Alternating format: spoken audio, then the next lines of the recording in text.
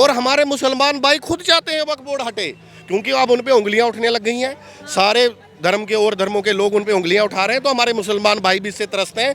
किसी को नहीं चाहिए वक्फ बोर्ड। कोई माई का लाल पैदा हुआ है धरती पे भारतीय सेना से लड़ने के लिए।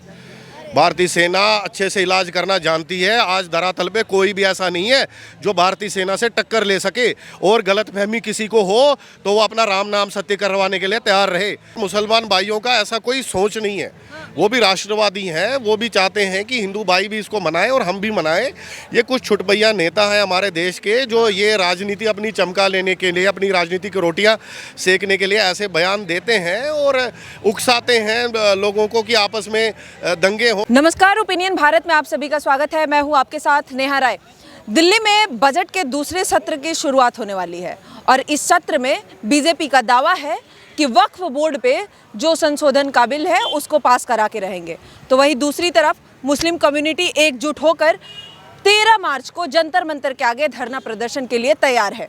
सारे हर बड़े बड़े मुस्लिम के जितने भी मौलाना हैं सब एक साथ एकजुट एक बात कह रहे हैं। लेकिन सवाल है कि ये जो प्रदर्शन का समय है वो आखिर 13 मार्च क्यों, जबकि सत्र की शुरुआत 10 मार्च को हो रही है। सवाल कई है। सत्र की शुरुआत 10 मार्च को हो रही है, बावजूद इसके होलिका दहन के दिन प्रदर्शन शुरू करना क्या हिंदुओं के होली को कहीं ना कहीं साजिश के तहत बंद करने की कोशिश है? उसमें क्या जनता सोचती है, एक बार हम दिल्ली की जनता की राय लेते हैं। सर, कैसे देख रहे हैं जिस तरह से अभी इस तमाम सवाल आ रहे हैं? होलिका दहन के दिन मुसलमानों का प्रदर्शन शुरू होने जा रहा है जंतर मंतर से। दिल्ली की होली कैसी होने वाली है? देखिए, दिल्ली की होली बहुत बढ़िया होने वाली है। हमेशा की तरह ही दिल्ली की होली या पूरे देश की होली को कोई नहीं रोक सकता। ये सनातनियों का बहुत बड़ा त्यौहार है और सिर्फ सनातनी नहीं, हमारे मुसलमान भाई बहन भी, सिख ईसाई सब इसको मनाते हैं और हमेशा हर वर्ष की तरह इसको इस बार भी धूमधाम से मनाया जाएगा। और वही बात रही जो कुछ लोग इसको कह रहे हैं कि हम होली मनाने नहीं देंगे, ये हर साल उनका वही रोना पिटा, वही हर साल का वही होता है कि होली के समय हम दिवाली नहीं मनाने देंगे, हम होली नहीं मनाने देंगे, हम कड़वा चौथ नहीं मनाने देंगे, फलाना त्यौहार नहीं मनाने देंगे, और उसके बाद हर त्यौहार धूमधाम से मनाए जाते हैं। तो मैं आपको ये बता रहा हूँ, ये हमारे मुसलमान भाइयों का ऐसा कोई सोच नहीं है, वो भी राष्ट्रवादी हैं, वो भी चाहते हैं कि हिंदू भाई भी इसको मनाएं और हम भी मनाएं।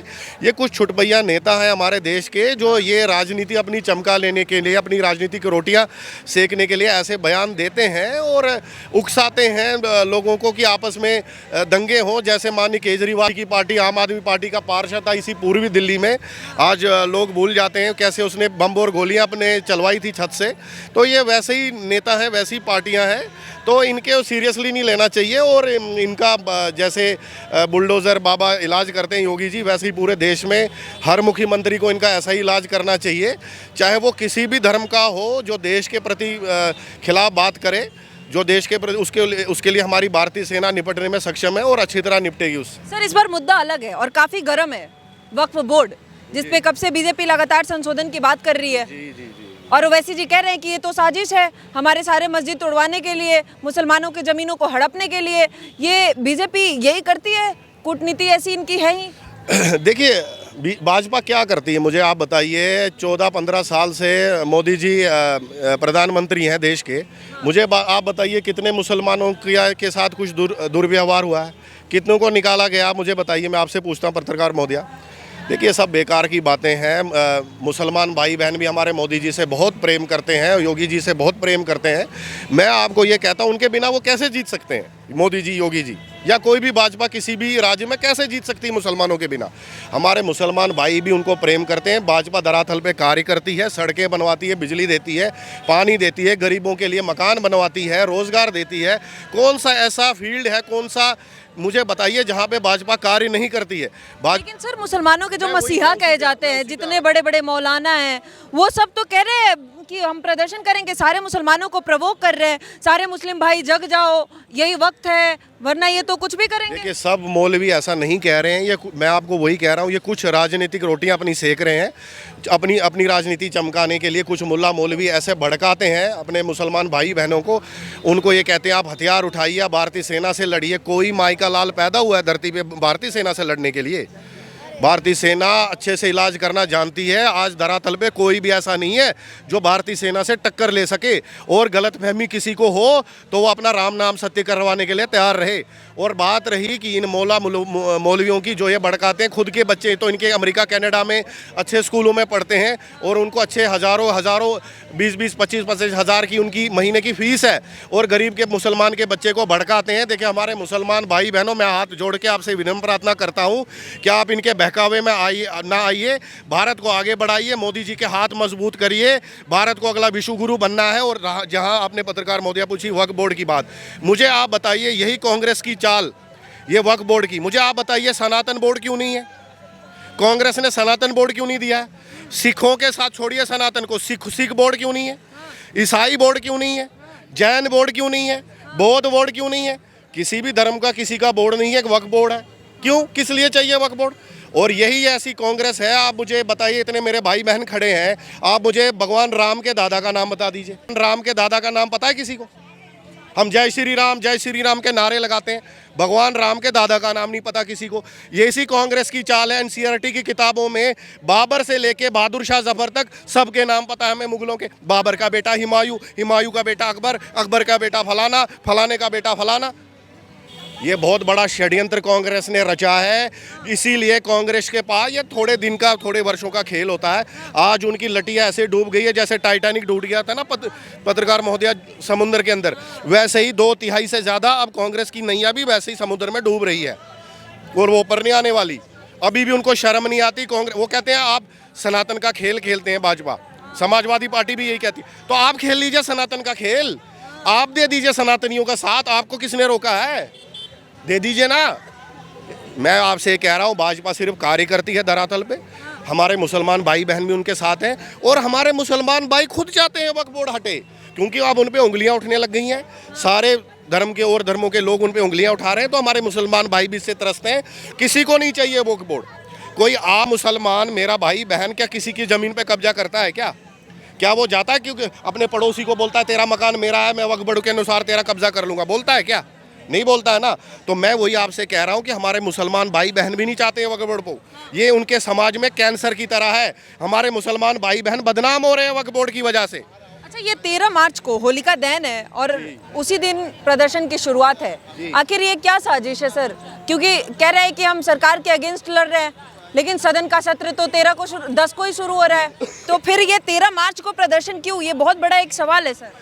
ये जैसे मैंने आपको पत्रकार महोदया बताया कि आपके चैनल को बहुत लोग देखते हैं, आप मेरी बात ये समझिए, ये कुछ लोग हैं छुटपैया नेता जो अपनी राजनीतिक रोटियां सेकना चाहते हैं, और ऐसे उल जलूल बयान ये बीच बीच में देते ही रहते हैं। जब दिवाली आएगी तब भी आप देखिएगा, होली आई है तब भी इनका यही है।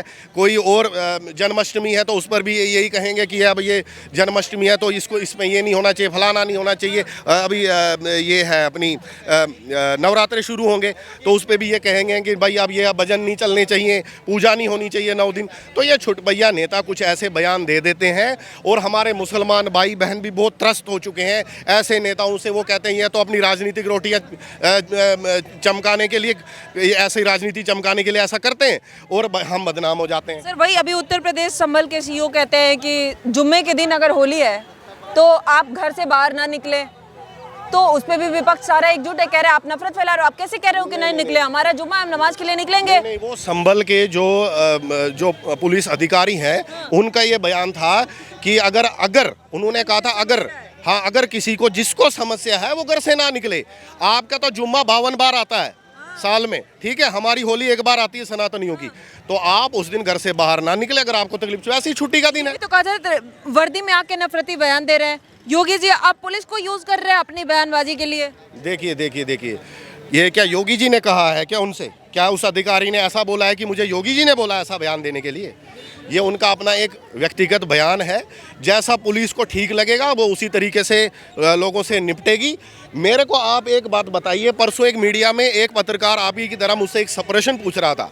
वो ये मुझे कह रहा था कि योगी जी कहते हैं कि अगर कोई किसी महिला का बलात्कार करता है, कोई चोरी करता है, कोई डकैती करता है, कोई आतंकवाद फैलाता है, तो उसको सज़ा देनी चाहिए, उसको कोई उसके साथ गलत नहीं करना चाहिए। मुझे आप एक बात बताइए पत्रकार महोदया, कि अगर आपके शरीर में कोई बीमारी फैल जाती है, तो हम क्या कहते हैं कि नहीं, इस बीमारी को 5-10 साल और रहने दो, इसको बाद में हम धीरे धीरे साफ करेंगे। जल्दी साफ करते हैं ना। अगर आपके घर के बाहर कचरा पड़ा है तो आप उस कचरे को और आगे हटाते हैं कि उस कचरे को अंदर खींचते हैं घर में, ये बताइए। वैसे ही ये जो ये आतंकवादी हैं या जो क्रिमिनल है किसी भी प्रदेश में, पूरे देश में, मुझे विश्व से कोई लेना देना नहीं, मुझे अपने देश की बात करनी। हमारे देश में किसी भी प्रदेश में अगर कोई क्राइम करती है, कोई महिला क्राइम करती है, कोई पुरुष क्राइम करता है, तो उसको वैसी ही सज़ा मिलनी चाहिए, उसको एकदम निपटा देना चाहिए। अगर वो ये है कि ये क्रिमिनल है और घोषित हो गया। आप मुझे बताइए, बहुत से मुसलमान ये कहते हैं कि योगी आदित्यनाथ जी मुसलमानों के खिलाफ है। मुझे आप ये बताइए, विकास दुबे मुसलमान था क्या? क्रिमिनल था, ब्राह्मण था ना वो, उसको भी मरवाया ना योगी जी ने। तो मैं आपके माध्यम से बताना चाहता हूं, कोई भी मेरा मुसलमान भाई अपने दिमाग में गलतफहमी ना रखे, भाजपा को वोट करे, चारों तरफ से मोदी जी को, योगी जी को हाथ मजबूत करे। ये लोग कार्य करते हैं, ये सन्यासी हैं, ये लोग, इनका कोई परिवार नहीं है, ये चोरी नहीं करते हैं। आप मेरा विश्वास कीजिए, या आपको आगे बढ़ाएंगे, आपके बच्चों का फ्यूचर आगे बढ़ाएंगे। अगर आप भारतवर्ष से प्रेम करते हैं और अगर आप चाहते हैं मेरे मुसलमान भाई बहन कि भारतवर्ष विश्व गुरु बने आगे भविष्य में, तो आप भाजपा को वोट करें खुल चुल के। देखिए, कोई भी ऐसा नहीं है, कुछ नहीं, इतने वर्षों से यूपी में भी योगी जी की सरकार है, तो कितने मुसलमानों को उन्होंने वहाँ से भगाया। सब बेकार की बातें हैं, भड़काया जाता है। भाजपा को वहाँ से हटाने के लिए इनके छुटपैया नेता ऐसे बयान देते हैं। और जो समझदार पढ़े लिखे मुसलमान मेरे भाई बहन है ना, वो बड़े अच्छे तरीके से जानते हैं कि ये छुटपैया नेता हमें भड़काते हैं। ऐसा कुछ नहीं है धरातल पे। और मैं फिर आपसे कहता हूँ कि जो कोई क्रिमिनल जो क्राइम करता है, वो हिंदू हो, मुसलमान हो, जो हमारे भारत के खिलाफ हथियार उठाएगा या भारतवर्ष के खिलाफ, हमारे कानून के खिलाफ कोई कार्य करेगा, उसके ऊपर बुलडोजर चलना सही है, उसको गोली से ठुकवाना सही है। अच्छा सर, आज चर्चा में औरंगजेब है। विपक्ष के कुछ नेता औरंगजेब के मसीहा बन के सामने उतरे हैं, उनकी तरफदारी कर रहे हैं लगातार। औरंगजेब की तरफदारी चल रही है सर देश के अंदर। उनकी तरफदारी करने वाले लोग देश के अंदर आज के डेट में भी है। देखिए, मुझे ये समझ नहीं आता, सिर्फ औरंगजेब का ही नाम क्यों लिया जाता है? मुगलों से क्या लेना देना? तुर्कमेनिस्तान से आए थे ये आकरनता बाबर। और मुझे आप बताइए, ये सब जुल्म करने वाले लोग थे। देखिए, औरंगजेब का शायद मेरे ख्याल में इसलिए नाम लिया जाता है कि थोड़ा सा वो आगे निकल गया, थोड़ा जुल्म में। अब कुछ मुसलमान उसको कहते हैं ये हमारा वली अल्लाह है। मैं अपने मुसलमान भाई बहनों से पूछना चाहता हूं, जो अपने बड़े भाई की गर्दन उखाड़े, जो अपने पिता को जेल में डाले, वो वली अल्लाह हो सकता है क्या? तो आप क्या कहना चाहते हैं कि हर मुसलमान बेटा ऐसा ही होना चाहिए, जो अपने पिता को जेल में डाले, जो अपने बड़े भाई की गर्दन शीश उठा दे गद्दी के लिए? ऐसा व्यक्ति कैसे हो सकता है वली अल्लाह? ये सिर्फ छुटपैये नेता ऐसे बयान देते हैं। पत्रकार महोदया, कोई भी वली अल्लाह नहीं है। मुसलमान भी इसके नाम पे थूकते हैं। कोई अपने बच्चे का नाम औरंगजेब रखना ही नहीं चाहता, कोई गिनिया चुना ही रख देता। कोई नेता कैसे आ रहे हैं, उनके सपोर्ट में बयान दे रहे हैं। मैं वही आपसे बता रहा हूँ, ये राजनीति चल रही है। कोई भी इस पे, कोई औरंगजेब के साथ कोई मुसलमान भाई बहनों का कोई प्रेम नहीं है। और इस मुगल सारे जुल्म करने वाले थे। हमारे मुसलमान भाई बहन खुद ये कहते हैं, हमारा क्या लेना देना औरंगजेब से, बाबर से, हमारा इन लोगों से कोई लेना देना नहीं है। मैं तो इंग्लैंड का और ब्रिटिशरों का धन्यवाद करता हूँ कि वो इस देश में आए, उन्होंने हमें इन आक्रांताओं से बचा लिया। अगर वो ना आते तो आज भी ये मुगल हमारे सर पे राज कर रहे होते, मैं भी कहीं घोड़ा खींच रहा होता किसी मुगल का। मैं तो अंग्रेज़ों का आपके माध्यम से बहुत धन्यवाद करता हूं कि बहुत आपका धन्यवाद ब्रिटिशरों, मैं नमन करता हूं आपको, इनसे मुगलों से बचा लिया। और ये वर्ल्ड वार हो गया, कोई महात्मा गांधी ने और चाचा नेहरू ने, पिताश्री ने और चाचा श्री ने नहीं बचाया है देश को। ये तो वर्ल्ड वार हो गया था और इंग्लैंड को पैसों का नुकसान हो गया, गरीब हो गया, जंग लड़ नहीं पा रहा था, जर्मनी सर पे बैठा था हिटलर, तो भगवान स्वर्ग में हो हिटलर की जगह, हिटलर ने हमें बचा लिया, फिर अंग्रेज भी चले गए। कोई ये बिना खड़क बिना डाल साबरमती के संत तूने कर दिया कमाल, क्या साबरमती के संत तूने कर दिया कमाल। बहुत जल्दी वो भी एक शीघ्र से शीघ्र ये भी आ जाएगा। आप देखिएगा कि ये चाचा जी और पिताश्री भी अंग्रेज़ों के एजेंट थे, ये भी जल्दी पता चल जाएगा। लोग इसको समझने लग गए हैं, लोग इसको समझने लग गए हैं। और ये वही आजकल के, यही उनके चेले हैं आजकल के नेता, जो औरंगजेब को अपना पिता मानते हैं, अपना बाप मानते हैं। जो आपने छावा मूवी की बात की पत्रकार महोदया, उसमें तो कुछ भी नहीं दिखाया गया था। तो उन्हें अकबर का दिखा दे, ऋतिक रोशन को अकबर बना देते हैं, मेरे जैसा 6 साढ़े 6 फुट के सुंदर और लंबे चौड़े व्यक्ति को, जबकि अकबर इतना 4 फुट का व्यक्ति था। अगर वो महाराणा प्रताप के सामने आ जाता ना, मैंने महाराणा प्रताप जी का भाला देखा है और उनका आर्मर देखा है, मैं भी 6 फुट से ऊपर हूँ, मैं वो नहीं उठा सकता। वो उसका इतना वजन है और इतना वो भाला बड़ा है। वो कहते हैं कि वो घोड़े पे चल के उसको लेके साथ दौड़ते थे। कितने वो क्या रहे होंगे, वो क्या रहे हो। और क्या अकबर 4 फुट का व्यक्ति उसके साथ लड़ सकता था? आप मुझे ये बताइए, ये कभी मुगल खुद ये बादशाह कभी जंग में आते नहीं थे, अपने चेले चांटों को मरने के लिए भेज देते थे और हमारे जो सनातन के राजा थे इनके शीश उतार देते थे। लेकिन सिर्फ यही है कि मुगलों ने कब्जा किया। और ये भी मैं आपके माध्यम से बताना चाहता हूँ, पूरे भारतवर्ष में कभी भी ना अंग्रेज़ों ने राज किया है पूरे भारत में, और ना पूरे भारतवर्ष पे कभी मुगलों ने राज किया है। जो साउथ का दक्कन का एरिया था वो हमेशा आज़ाद रहा है और मराठों ने ऊपर कश्मीर से लेकर अफगानिस्तान तक कब्जा कर लिया था। और बस यही बात थी कि बाजीराव जो आपने देखी है, 40 जंगें उसने लड़ी, ब्राह्मण था वो, एक भी जंग नहीं हारी उसने। ठीक है, वो पता नहीं, वो प्यार व्यार के चक्कर में वो लुट गया बेचारा, उसमें पढ़ना नहीं चाहिए था उसको, तो बेचारा वो उसमें मर गया, नहीं तो और भी पता नहीं कितनी जंगें वो लड़ता। लेकिन वही मैं आपके माध्यम से बताना चाहता हूँ कि देखिए, इंसान को अपने अकल से काम लेनी चाहिए, किसी के भड़कावे में नहीं आना चाहिए। हमारे मुसलमान भाई बहन बहुत समझदार हैं, पढ़े लिखे हैं। आजकल पत्रकार महोदया, सोशल मीडिया का ज़माना है और बच्चे को पता है। 13 को प्रदर्शन पे उतरेंगे मुसलमान, उनकी बातों में आएंगे? नहीं, देखिए आएंगे, मुझे लगता है ऐसे कुछ तो आएंगे, ज़्यादा लोग होंगे नहीं, जितना वो एक्सपेक्ट कर रहे हैं इतने आएंगे नहीं। क्योंकि जो समझदार लोग हैं, जो काम धंधे वाले लोग हैं, वो उन चक्करों में पड़ना नहीं चाहते। उनको पता है ये सब भड़कावे की राजनीति है, सब भाजपा के हाथ मजबूत करना चाहते हैं। कहीं ना कहीं सर एकजुटता उनमें देखने को मिलती है। नहीं, ऐसा कुछ नहीं है। एकजुटता वो पहले हुआ करता था ऐसा, सोशल मीडिया से पहले। आजकल ऐसा कुछ नहीं है, सब अपनी अकल से काम लेते हैं। अगर मैं अभी यहाँ किसी सनातनी को बोल दूं कि तू बंदूक उठा और तू गोलियों से मार लोगों, तो क्या करेगा वो? ऐसा कोई ऐसा नहीं करेगा। आजकल के बच्चे बहुत समझदार हैं, आजकल के युवा बहुत समझदार हैं, उनको हर एक चीज़ का पता है। ठीक है, चलो। क्या कहेंगे सर, लगता है 13 मार्च को जिस तरह से प्रदर्शन के लिए बुलाया जा रहा है, लगातार सारे मुसलमान एकजुट हो जाओ, यही वक्त है, लेकिन 13 मार्च होलिका दहन है, आखिर 13 मार्च ही क्यों? सीओ ने बोल दिया ना, उनको प्रशासन ने बोल दिया कि आप होली के दिन ना निकले। यदि आप पे रंग पड़ता है तो आप उसको सहन करना पड़ेगा, ना कि आप लड़ाई करें इससे। ये प्रशासन ने बोल दिया और उसके बाद उनको खुद समझना चाहिए, बात भी सही है। उन्होंने बोलिए 2 बजे के बाद आप नमाज़ पढ़ लो, इतना समय दे दिया, और क्या चाहिएगा भाई। प्रशासन तो बिल्कुल वो रखे, 2 बजे के बाद तुम कर लो अपनी नमाज। इसमें वादी क्या है, तुम तो 24 घंटे करते, क्या हिंदुओं को नहीं दोगे? देखो उसी का देश है, तो हमने तो सहारे से रहे हैं ना उनके, है ना। हमें तो उन्होंने सहारा दिया ना, तो उनकी बात नहीं मानेंगे तो किसकी बात मानेंगे भाई? कौन सहारा देगा फिर हमको?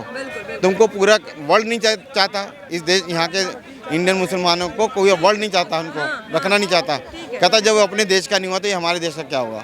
तो ये तो हालत इन्होंने अपने मुसलमानों की रखी है। लेकिन हिंदुओं को होली सेलिब्रेशन करने में, होली मनाने में क्या लगता है, कुछ दंगा फसाद का ऐसा संभावना हो सकता है? तो वो मोदी जी, योगी जी का बहुत तगड़ा दिल्ली के जंतर मंतर पे जंतर मंतर पे कुछ भी हो जाए कोई फर्क नहीं। अब दिल्ली में बीजेपी सरकार है, सब आड़े कर देगी इनको, जब नहीं मानेंगे तो। ठीक है, देखते हैं 13 मार्च को प्रदर्शन के लिए मुस्लिम कम्युनिटी एकजुट होकर जंतर मंतर पे प्रदर्शन के लिए तैयार है, लेकिन देखना होगा आखिर क्या होता है, क्योंकि वक्फ में संशोधन बीजेपी का भी अपना दावा है। आखिर होलिका दहन के दिन ही ये प्रदर्शन की शुरुआत किस तरफ लेके जाएगा, ये आने वाला वक्त बताएगा। आपके सोचते हैं कमेंट सेक्शन में जरूर बताइएगा। अभी के लिए धन्यवाद, देखते रहिए ओपिनियन भारत।